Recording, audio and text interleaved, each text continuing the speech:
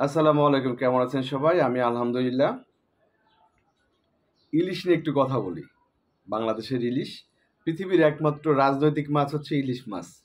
যে মাছের জন্য ইন্ডিয়া বসে থাকে, পূজা বিশেষ করে পূজা পার্বণের সময় বসে থাকে বাংলাদেশ কখন ইলিশ ছাড়বে, কারণ ইলিশ মাছটা আমাদের এইখানে হয়। ওদের ওইখানে হয় কিনা জানি না, হইলেও খুবই কম। কিন্তু ইলিশ মাছ মূলত হচ্ছে আমাদের সম্পদ।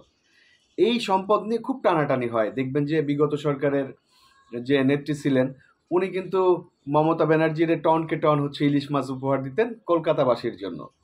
তো এই সরকার আসার পরে সবাই, তত্ত্বাবধায়ক সরকার আসার পরে 5 তারিখের পরে রাজনৈতিক যে পট পরিবর্তন হলো, এরপরে যে তত্ত্বাবধায়ক সরকার আসলো ডক্টর ইউনূসের নেতৃত্বে, সবাই মনে করছিল যে হচ্ছে এই সরকার অ্যাটলিস্ট ইলিশ মাছ দিবে না, এই আমরা আনন্দে আয়েসে খেতে পারবো ইলিশ মাছ, যে মাছ আমরা বিদেশে দিলে ঠিকঠাকভাবে খেতে পাই না। তো আমি এর আগে একটা কন্টেন্ট করছিলাম, আমার অনেকেই বলছিল যে ভাই আপনি ভারতের কথা বলবেন না, এটা বলবেন না, ওইটা বলবেন না।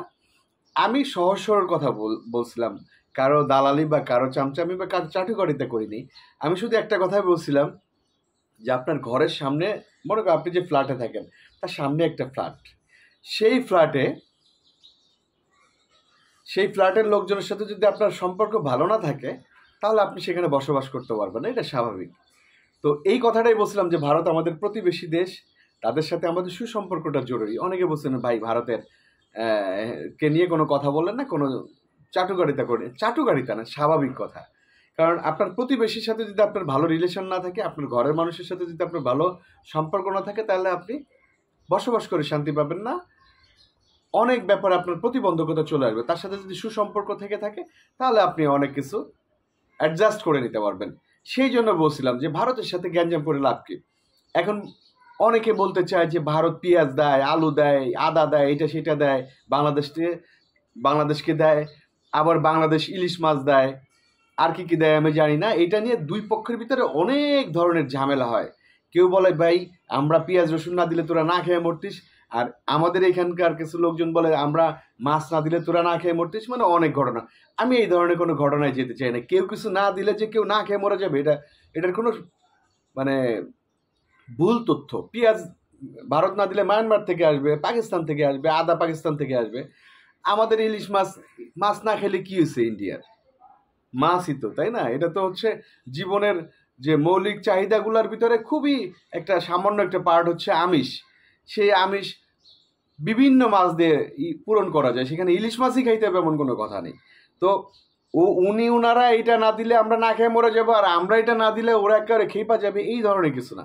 তবে এই বিদ্বেষগুলো বেশি হইলো হচ্ছে যে সিলেটে যে বন্যাটা হইলো, অনেকের মানে ইন্ডিয়া হচ্ছে বাদগুলা ছেড়ে দিছে না জানায়, যেগুলো জানায় ছাড়া উচিত।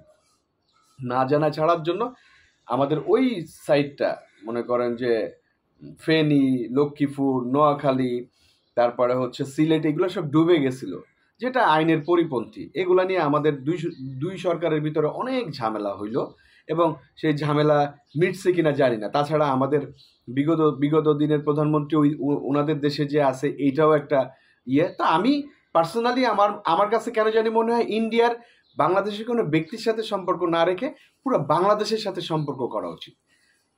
একটা দেশের যদি একটা লোকের সাথে সম্পর্ক ভালো রাখার থেকে পুরা দেশের মানুষের সাথে সম্পর্ক ভালো রাখলে, সেটাই আমার কাছে মনে হয় খুবই ভালো একটা ডিসিশন।